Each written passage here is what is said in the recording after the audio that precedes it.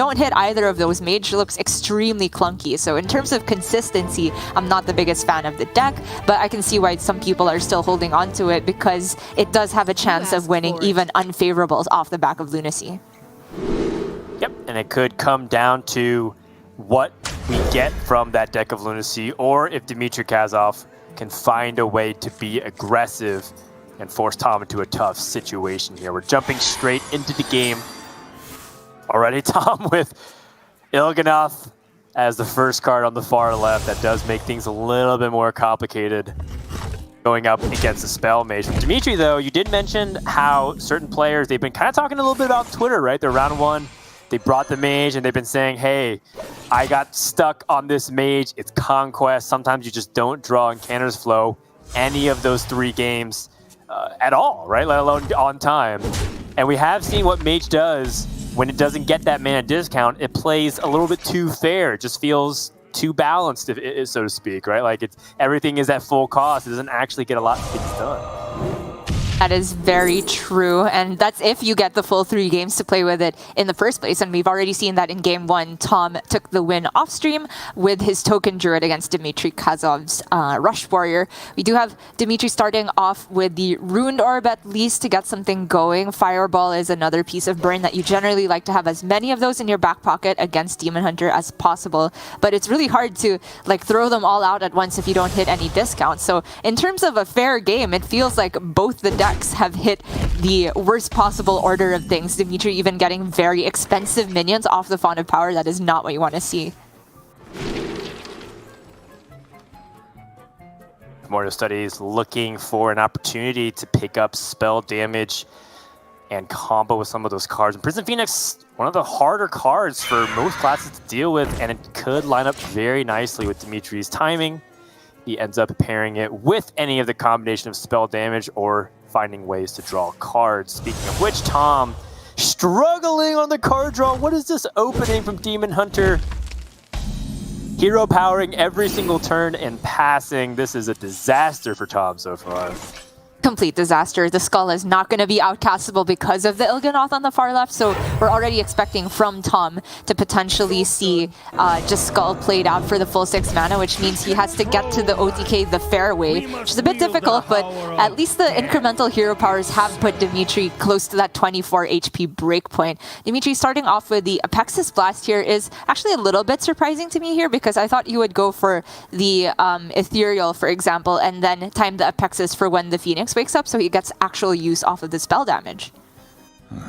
Yeah, that's a really good point, right? Like, you're trying to layer in your aggression based off this Imprisoned Phoenix to get the maximum value of that spell damage. I wonder if Dimitri isn't planning on playing Ethereal Conjure at all, and perhaps playing Refreshing Spring Water, trying to find more damage, and try to combo things like that Fireball in hand. It's in his mind, as long as he probably gets that damage some way, somehow, it doesn't have to be a Apexis Blast, and he can get this 5-drop to pressure Tom's life total right here, right now. We're about to find out, although, does that change anything? I don't think so. I think you brought up a really good point that he can still get like that +2 damage off the back of Raz. And so starting with Apexis Blast, he was just saying he wants a minion that will be more durable than the Ethereal Conjure, which I think on average, the Apexis Blast will give you more than 4 health on your minion. And so he is just going to get that payoff off of the Raz Frost Whisper. Counterslow really tough to weave in at this point. Maybe around turn 7 he can get that done, but probably not going to have too big of an impact from this point, because Tom's first problem is just that he's losing on board. Not only has he got the Skull in a very awkward position, the board can be cleared by the Arcanist plus Immolation Aura, but it still means he's floating quite an awkward bit of mana. Yeah, it's a really good point. The idea is that he's not being efficient. He's going to use the Fell Screen Blast to gain back that life, and it doesn't even deal with the Raz entirely. So Tom just going for setup, trying to be mana efficient. Yeah, things aren't lining up cleanly, but maybe this buys him some valuable time in order to start things, rather to get the ball rolling onto his deck. Dimitri finds more burn and is going to go digging with the Ethereal Conjurer, finds Deep Freeze, Refreshing Spring Water, deck of Lunacy. has a ton of card draw already in the form of the 2 Refreshing Spring Waters in hand, but I do wonder if Dimitri is tempted at all by some of these other lesser picked spells like the Deck of Lunacy or Deep Freeze. It's worth thinking about the Deep Freeze, perhaps, just to have a guaranteed turn 8, but even though it seems like the Spring Water is redundant, I think Dimitri is all about just looking for that burn, which will be discounted started next turn because he'll have the mana to go flow into Spring Water. So even though he doesn't get to play all the Spring Waters, I think it's still just the most useful card. Tom gonna rip the Skull here. He did go for the Fellscream Blast last turn just to make sure he could get the healing. On the turn he uses the Talented Arcanist. I was talking about Immolation Aura, but that means he would have to wait for another spell damage minion to get relevant healing. He is under a lot of pressure right now, though, and for Dimitri, this is a huge crossroads. Could be just burn, could be discount and draw, could be a Pexis Blast. That's right. There's a case for all of that. You know, for Dimitri, for example, Massive Cthulhu, this is pretty much the ideal spot to play something like that. It's 7 mana, you have a clear board, you can push 16 damage with Fireball in hand. However, it's also, like you said, the setup with the card draw and Cander's Flow does set himself up for success moving forward. So I can totally see both sides. I like putting it down to 8. It forces Tom to use cards like we saw previously, right? The Fellscream Blast and the Talented Arcanist. That's not an ideal situation for the Lifesteal OTK Demon Hunter. They can totally still win the game without using that combination, but it puts Tom in an uncomfortable spot, which is the name of the game at this point. Tom goes for more draw, Chaos Strike, just trying to buy him some kind of time and find tools to be able to pick apart this Ethereal Conjurer board. But again, still a little bit awkward here and have to part ways with your move that he prefers to keep. Yeah, the Throw Glaive being used in combination with the Ethereal Aug Merchant, it is mana efficient. Tom is absolutely right in identifying that he cannot afford to face tank this. The downside of Dimitri going for Mask there is that if the Conjurer gets cleared up, he doesn't actually have a way to kill Tom even from 8 without accounting for the additional heal from Tom. But I like that he went for the Mask as well because he had only a singular minion on board, which actually makes it harder for Tom to heal, right? Fellscream Blast gets more healing done if Dimitri had a wider board by, say, playing a Pexis Blast. So it's just going about it in the other order now. With the Refreshing Spring Water, he'll still be able to Shooting Star this board. Ooh. Yeah, so Rune Door pretty cheap. Pexis Blast can hold on to the spell damage main, doesn't have to commit to it this turn and can save it for damage. Let's see. So next turn, let's say you go for the Astromancer, the Rune Door, the Fireball. Could you squeeze into Pexis Blast? Looks like it's too expensive. So you're still a little bit short. That's true. That's why Dimitri would really be tempted by pinging face here, but I think he also wants to devolve the Thalnos, and the way to guarantee that is by pinging the 2-1. He says he's going to take, you know, a pretty likely outcome of still being able to devolve the Thalnos and weave in that ping to face. So he does get Tom to the 11 breakpoint, which means that the Runed Orb, Fireball, Solarian plus ping can kill Tom next turn. Excellent breakdown, Gia. Now Tom has to find a way to gain life or stop that combo if he possibly can. Finds Disruption, but he prioritizes the card draw because that's what the Demon Hunter needs to do.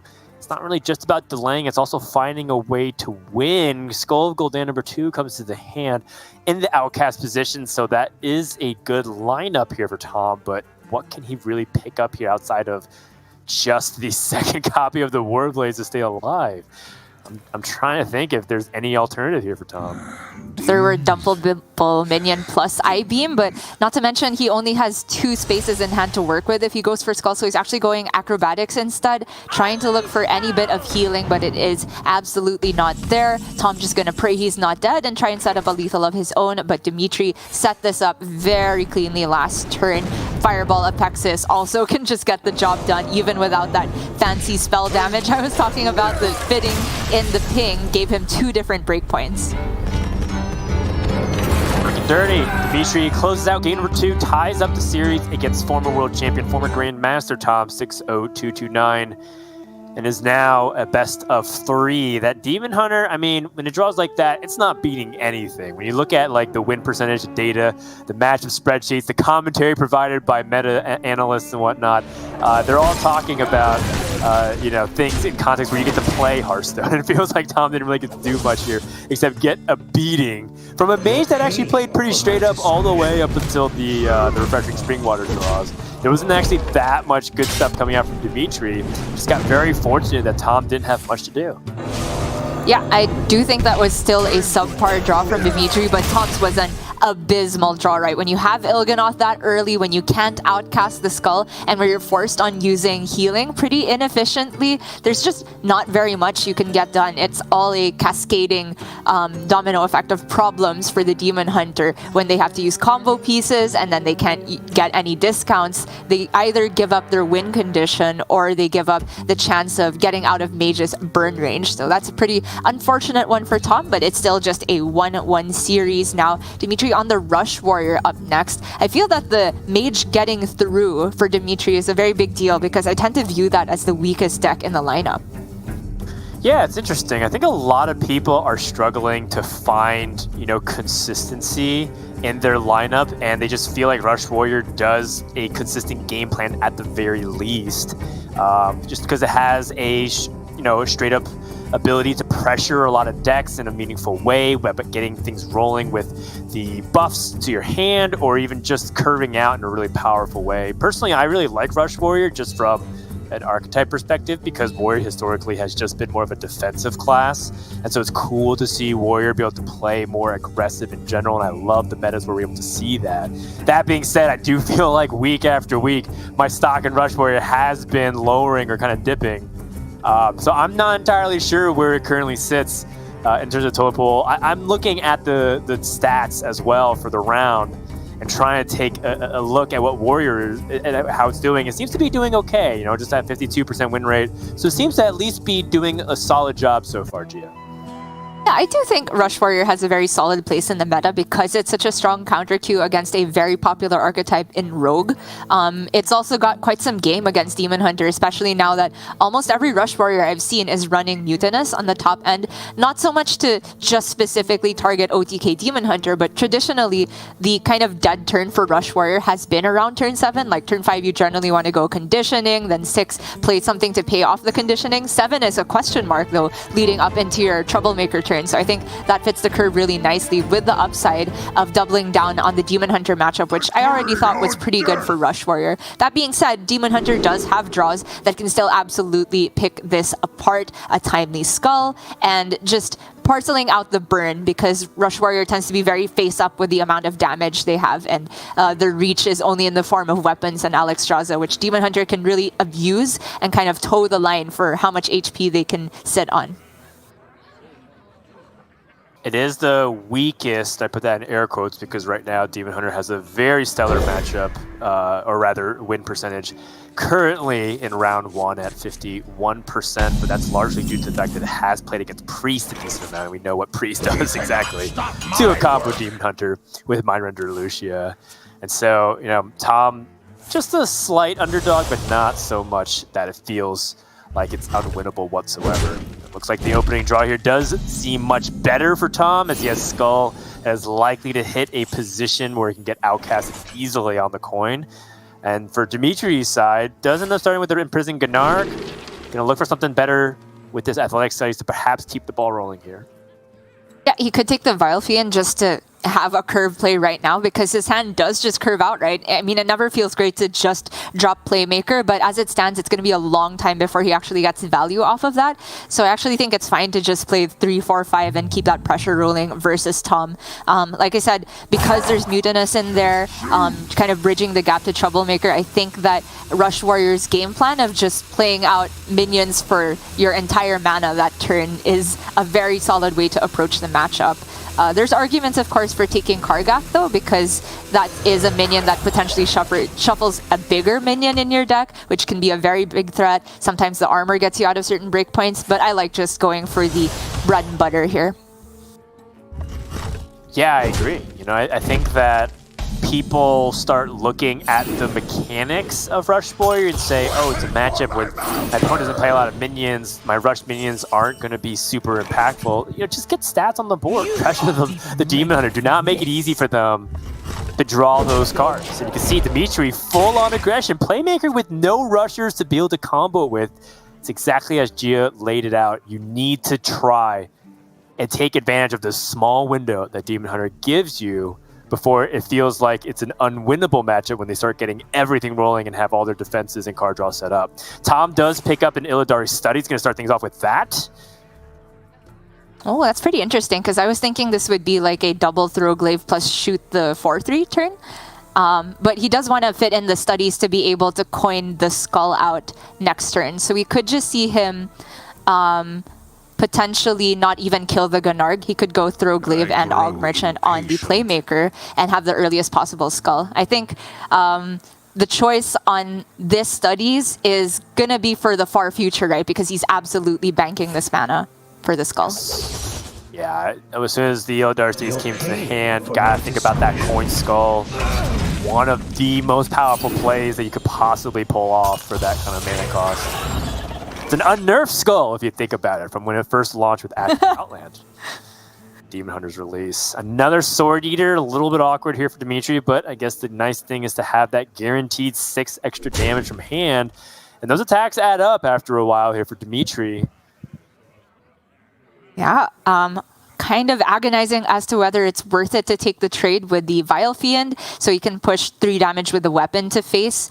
I think keeping the health on the minion is still pretty relevant at this point, because you are looking to stay out of, say, Talented Arcanist plus Fellscream Blast range. That's actually a very common type of clear that the Demon Hunter likes to employ in this matchup, because it's just the right amount of healing a lot of the time to stay out of certain breakpoints, which is why you also saw Dimitri put the Dormant minion in the middle a while ago, trying to make the positioning as good as possible against that. But it's his worst nightmare here in the skull coming out first, and Tom is just saving up for a bigger clear, which at the moment doesn't involve healing, so it's still a little bit scary for Tom. I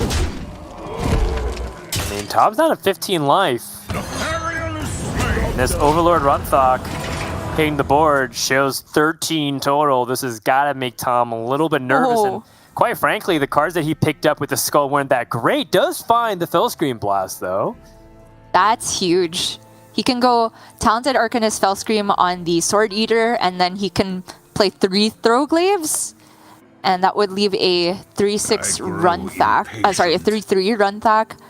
Not necessarily sure it's even worth using a Throglaive on the Gunarg, and instead maybe pointing one at the Runthak itself. Oh, sorry, he can only play 2 Throglaives with the amount of mana left. Oh, the Throglaive lost 0. I am just talking a load of bull here.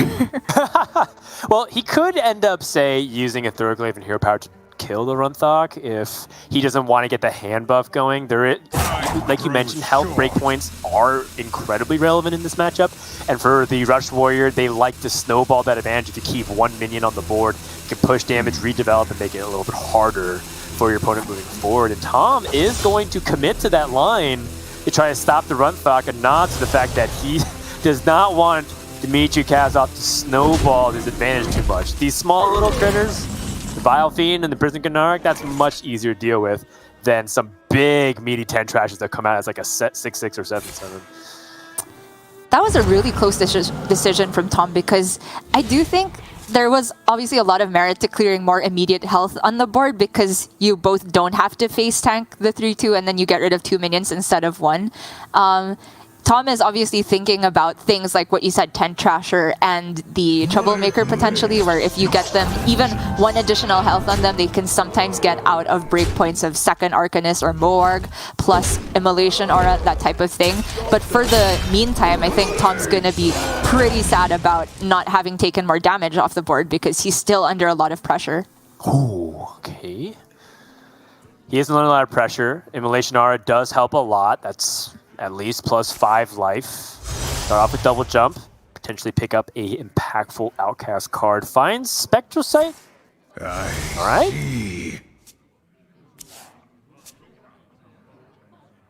Another Okay. Arcanist allows him to get a full clear, which is obviously very expensive because A, that's his second Arcanist, and B, like, he will have no other removal for the next couple minions. But this is going into turn 7 where, again, the best curve play is just Mutinous. So I'd be on board for going for the full clear because if you use Immolation Aura, the Arcanist is still just waiting for something to go along with it anyway. No, you bring up good points. Kind of think if there's any alternative here for Tom. But the mana limitation does make it a little bit more difficult. Nothing else looked as clean in terms of spending his mana. The one caveat, Dimitri doesn't have that many cards. Oh, wait, did I say? Dimitri didn't have that many cards? Ringmaster Watley comes to the hand, drawing more backup resources here. That's huge. Really big. That gives him a strong turn 8 where Troublemaker wasn't initially available. And for Tom, the healing has all dried up. However, he is looking at just getting the Raging Fell Screamer down. Philosophy, if he draws his second Fell Scream Blast next turn, could be talking. Actually, still just a little bit short without any spell damage. So Tom needs more card draw than just what's available. Definitely, it's not all completely there, and even if Tom finds the cards, he had the mana to be able to play everything that he wants to because his cards need to line up perfectly, which he can't because if he draws the burst, he's still short. If he draws card draw, he's gonna be short. So tough spot here for Tom still. Dimitri continues the pain train. Stage Guide number 2. Where's the pickup? The Tent Trasher that's buffed up now.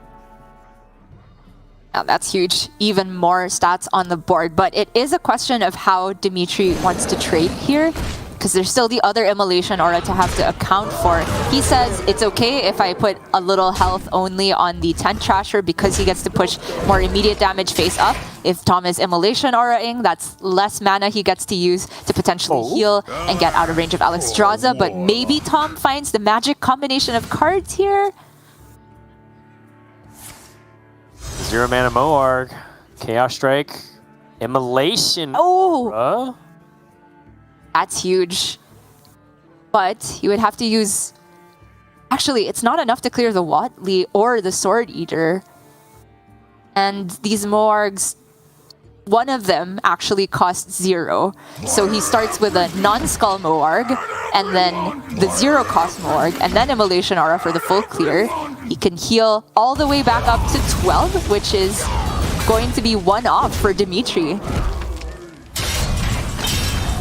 Does not have the Alexstrasza lethal. Knows about that guarantee because of Ringmaster Watley. Well, actually, could be the fact that Tent Trasher was drawn because he did play it immediately. So I was trying to think about if that ended up reflecting that Alex was in the hand guarantee. He doesn't know that, but he's been knowing that Dimitri's been holding cards for quite some time. That Troublemaker comes into the hand. Additional damage straight to Tom's life total, so still setting up that lethal opportunity. Yeah, that's enormous. Dimitri gets a board presence without having to use Alex. Plus, it's immediate damage. And he's already seen 2 Moargs used, so it's very unlikely that Tom actually gets counter-lethal coming back the other way. And so Tom is going to have to get a big I-Beam or Fell Scream Blast to stay alive. And that would ruin his combo. So I think Dimitri's got all his bases covered here. Yeah, it's looking very tricky here. For Tom to be able to even live, let alone win the game. Finds another opportunity for Glavesmith. Doesn't really do much here. Crimson Sigil Runner digs a little bit deeper, finds Acrobatics. Here's finally the card draw that Tom has been looking for. I-Beam. A little too late, though. We can heal for 12, but then it doesn't clear everything, right? It would leave the 3/3s if you use both the Fell Scream and the I-Beam on the Troublemaker. Just going to keep digging. I mean, Don't think there's a way into this. Else at this point. If he uses the second I-Beam, He would have to use Morg as well to get rid of the Troublemaker, which means he doesn't have a target for Philosophy, which means his combo is dead. It's Tom just digging for any way out of it, but Dimitri absolutely recognized that there was no way to both deal with the board and preserve Tom's own win condition. Very cleanly done from Dimitri, just showing the power of curving out. He went 1, 2, 3, 4, 5, and it won the game. Yeah, it's one of those things where I think that if you overcomplicate it, you can end up just costing yourself a chance to win the game if you played the most basic possible way in Hearthstone, which is, hey, you have a 1-drop on 1, play that. You have an opportunity to play something on 2, do that. So on and so forth, all the way until you just kill your opponent with too much pressure. And that's part of the reason why this Demon Hunter can struggle in a matchup like the Rush Warrior if they get off to a very quick start. You saw exactly what we described, which was Tom actually ended up drawing a lot of the cards to win the game, but because he had to expend all of his resources the way he did, never got a chance to set up a meaningful combo to win the game because he just had to survive against the onslaught of the warrior minions and also just that weapon swing, right? I mean, Dimitri just drew pretty much all the weapons that he could possibly get and just kept swinging every turn, and just that racks up that advantage and pressure onto Tom's life total. That brings us to our last class here for Dimitri. Just has to win one more with the Rogue, and all of a sudden Tom will take that 0-1 start, which we know is not impossible to come back from, to make a deep run in the Masters Tour, but makes it that much harder because you don't get many more chances left. Definitely, and for Tom, this means doubly as much as any previous Masters Tour because he's back in with the rest of the pack trying to climb into Grandmasters, having been relegated in a very, very sad fashion at the end of last season. He got really, really close and then unfortunate at the back of a Mutinous, or was it? I can't remember if it was a Mutinous or Vulcan, just deleting an ooze from his OTK Demon Hunter in the Control Warrior matchup. Very, very rough way to go out, but I believe Tom still has that hunger, even though he's already reached the absolute peak of competitive Hearthstone. I know he wants to make it back, and so definitely rooting for him throughout this Masters Tour. DimitriKazov has something to say about it, though, with the classic Miracle Rogue list that Tom will have to defeat in the mirror and with the OTK Demon Hunter if he wants to win the series. Yeah, you know, Tom has stated a couple times, both on and off the record, that, you know, a lot of Hearthstone for him, goals and desires and the ability to build a legacy for tom60229, the player, but also for the fans. You know, there's just a lot of people in Taiwan that you know, he represents, and he has a lot of pride that he plays for whenever he steps on stage. We're going to game number 4, full mulligans across both sides. Can Tom turn this around, or will Demon Hunter get swept? Be quite an unusual thing to see, but also something that I feel like is a story that many players could probably share and relate to. When playing this deck, sometimes things just do not pan out, and also people get those aggressive draws at times and gives this deck some fits. The opening hand here from Tom is okay, but the good news is Dimitri doesn't exactly have the craziest opening hand either.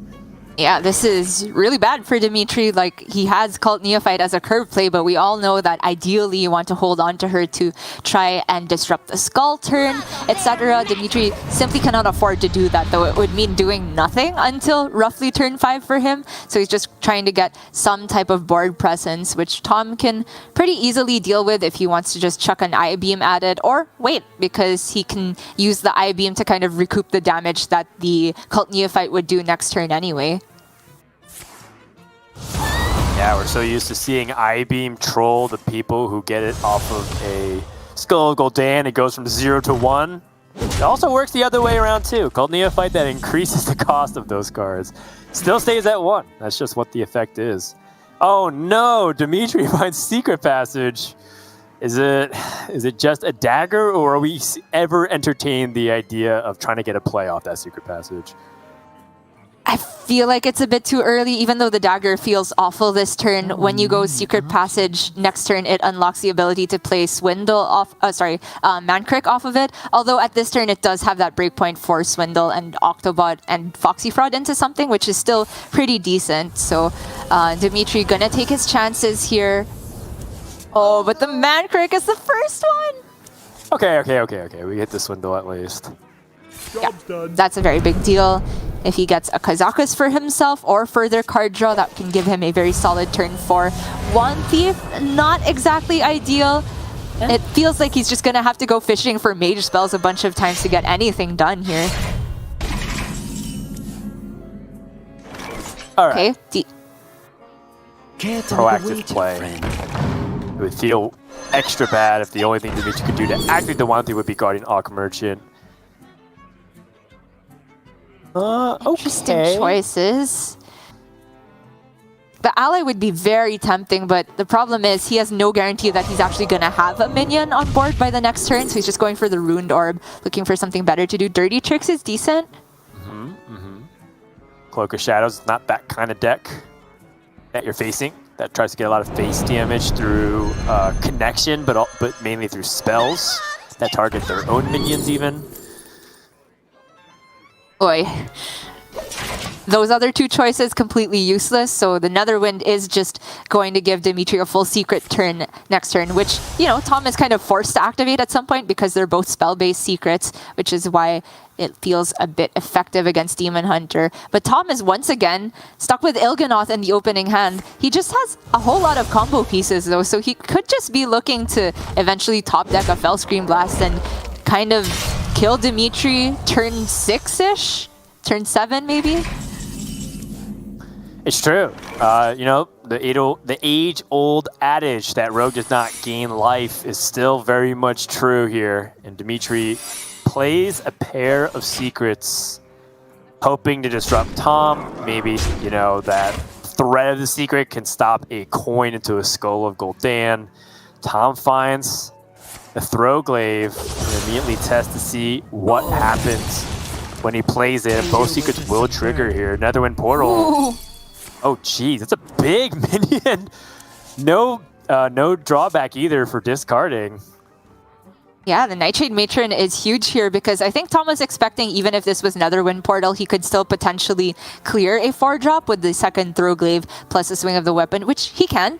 And he just has to hero power it. And also the weapon to face damage is pretty valuable for him. This being out of range of Throwglaive plus Immolation Aura is also a very big deal. Out of range of Moarg Throwglaive. If Tom wants to kill the Matron, he has to either face tank it or commit 2 pieces of burn, which both feel very, very expensive because of the way Tom's hand has panned out, where he does just kind of want to get the combo done early without any discounts. So, he does have free board. Still looking for some big power plays. He finds an opportunity to do that with Jandis. That looks very appetizing. Yeah. Immediately pulls the trigger. Has Shadow Step available as well. I think the responsible thing to do is to put the illusion on the lower health minion just to be as strong as possible against things like Fellscream Blast and Immolation Aura. The Runtack's also pretty valuable because it can make threats out of these kind of puny minions in Dimitri's hand. Acrobatics is huge for Tom. Very big. Oh, the Fellscreamer is enormous as well because that allows him to get to a potential turn 7 lethal. Maybe not quite turn 7, but earlier, right? That's one way to get a discount that isn't Skull. It does mean that if he plays it this turn, he's leaving up a lot of damage on board though. It's true. And I think for Tom's perspective, he may feel like he needs to try and at least kill one of these minions with, say, the Immolation Aura. Can do that and still fit in the double jump. The double jump is at an awkward timing though because if it gets Skull, you're not able to immediately play it. So Tom's actually just going to go for the Fellscreamer. It is a brave play, but it means that if he top decks a Fellscream Blast, he can deal 18. Not quite lethal just yet. I mean, Dimitri has a lot of power available to him. This Runthok gets a full hand buff on all these small minions. Yeah. And he can continue to lay it on thick with, you know, the Janus, like we talked about last time with the Shadow Step. He's also entertained the idea of just drawing cards with the field contact. He's got a lot of battle cards and combo cards in hand at the moment. Yeah, and he can end with a discount on the Octobot to try and discount potentially Wicked Stabs that come off of it, or he can start with the discount on the Octobot. It's a bit difficult to optimize, but by going about it in this order, he doesn't have any potential of playing a Cult Neophyte, which I felt would have potentially been ideal. Got it. Yeah, it does end up going instead for the Garden Aug Merchant onto the Runthok and can use the Foxy Pod to combo into a Prize Plunderer. Still very big though, and this is the reason why Tom held on to the Immolation Aura. He didn't necessarily know about a big field contact pop-off, but he knew about minimum Jandis coming out for another turn, which he absolutely needed some type of removal to deal with. And it means that he's gonna be dissuaded from going for Skull. I don't think he can afford to do that. Oh no! Oh, finds a second Skull. Tom now has to commit to the clear. Big clear though. Everything gone with the Arcanist and Immolation Aura. Losing the Arcanist is pretty big in terms of delaying his own potential lethal though, and now Dimitri just has a pretty clean Jandis with Tenwu, or he can go for double Cult Neophyte. It's really difficult to assume which one is better here. I like starting off with Jandis to see what comes off of Jandis. I don't know if there's any world where Tenwu wants to be used on a minion. For example, could use Druid the Claw to charge instead of the Alexstrasza. Optimistic, to say the least. But hey, it's something that's to think about, because you could do Druid the Claw, Cult Neophyte, and Wicked Stab. That's funny. No, you're right. I didn't even think of that. I mean, Dimitri just has to think of what he's most afraid of, right? He's seen one Immolation Aura. Does playing double Cult Neophyte actually protect against that? On 8 mana? Not really. So he is going for the Jandis instead to get maybe perhaps taller minions on the board. Not gonna lie, I was interested in your Druid of the Claw play.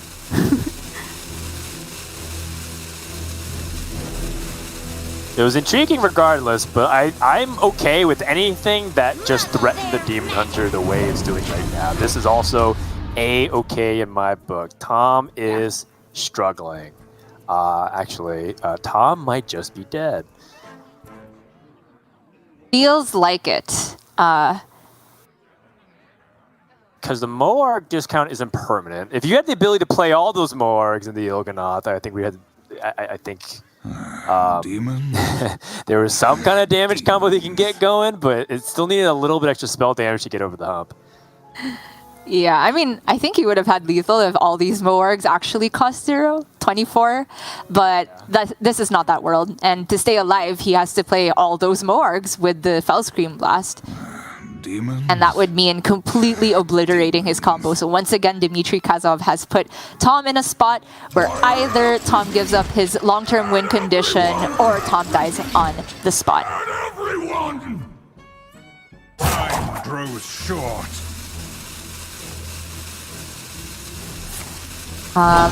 Okay, clearing these 3 minions, Tom gets up to 24, which makes him alive on board, but dead to... Okay, not to Alexstrasza, actually. Oh, 14. That's right. 14 on board. I think it's still fine for Dimitri to potentially Alexstrasza here, because he's seen a lot of healing and 2 Moargs, and he can still fit in a Brain Freeze to deal with 1 Moarg. Starting Brain Freeze to get Vanessa here so he can pick up his own Fellscream Blast. Pretty cute. Yep, that's true. The Fellscream Blast works both ways here because of the Moargs that survive, so I like it. Ben doesn't have to worry about the Ogre's attack. Heals up to 30 as well. Nice little side benefit. Not that I think that was the highest priority from Dimitri. And now, setting up that lethal opportunity. Tom has to hope that there's something that can bail him out, but I'm having a hard time even racking up a possible combination, even if Tom can control the draw outcome of his deck right now. Yeah, I just don't think it's there. The skull being right at the turn where Dimitri completely deleted the possibility of playing skull by placing lethal on board just made this impossible for Tom to get through. Okay, Fell Scream Arcanist. Yeah, even the Divine Shield positioning here, right in the middle, makes it really tough to get like good healing off of the Arcanist. All too expensive here, unfortunately. The Ildar Studies only has the ability to use the Crimson Sigil Runner. The dig finds the Immolation Aura, and now we're just limited by mana. It's just one of those three things that Tom is constantly be limited by. It's resources, his life total, and mana. And he just always has two of the three, and he never can piece it all together. Tom's going to try and clear it off, has confirmation that these minions should go down from the Ghost Blast. But that is still lethal with Alex. Very nicely set up by Dimitri. Even, honestly, down to the Fellscream Blast positioning, if he had put the Vanessa, say, switched with the Ogre... Wait, am I missing something? This is... The Ogre doesn't guarantee the attack. It has a 50% oh, true. to attack the correct enemy. That's right. So it's a 50% chance for lethal for Dimitri's side, I suppose. Oh, can the buffs from the 5-mana golem do it? It is... Oh, it's still the same problem. Yeah. I think you he's won't be able taking to clear out 2 minions. Yeah. A 1 potentially would let him Prize Plunderer, Wicked Stab Face. Sorry, Prize Plunderer, the 1/3 at the end of all that, and the Golem rushing to a 1 plus a dagger. Right. But he didn't get the rush option. So looks like he's gonna try for the 50%er here. Honestly, it's all a formality, right? Because Tom has used far too many resources to be able to even kill Dimitri on the next turn. But Dimitri, of course, just doing his due diligence, looking for a way to immediately kill Tom here. Not awfully close. Yeah, still a really good setup. 1 damage off. 2 is effectively the same as 1 in this scenario. Tom finds the philosophy to duplicate his Moarg. Artificer doesn't have even a way to deal with that Ogre at the moment. I think that's just it here. Tom can probably rack up his brain, maybe draw with a Skull Gul'dan. Just nothing doing. I'm coming up empty, and I think Tom is as well, just based off his hesitation of not being able to figure out a way. Draws just to see. Sometimes you just want to take a look.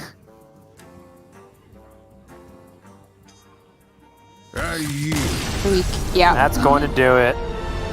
DimitriKazov from Argentina starts off his Masters Tour Dalaran campaign off on the right foot, defeating former Grandmaster, former World Champion tom60229, and did it by sweeping that Demon Hunter. Perhaps a premonition for something that we got to be prepared for, is that we'll be seeing some stuff like that when decks do have vulnerabilities to beat themselves, or also just get run over by these tempo decks that we've been seeing a little bit more of if you're not playing the Priest. Your lineup really has a ton of these tempo options. Demon Hunter decks, they can struggle at times, despite how powerful they look when they have the conditions lined up correctly. We've seen it all happen. We've seen the turn 6, turn 7 kills from the Demon Hunter, and yet it felt like this entire series, Tom was nowhere close to threatening Dimitri. Yeah, and the big difference maker is Dimitri's willingness to go for that aggressive secret passage, just looking for anything to do on turn 3. He was saying, if I give up 1 turn of tempo development, that is a death sentence later on, because the incremental damage against Demon Hunter is actually super relevant. We saw it in the Rush Warrior game, just curving out, making sure to fit in the weapon swings every turn, forcing Tom onto using removal that he didn't want to use for, you know, not maximum healing, for partial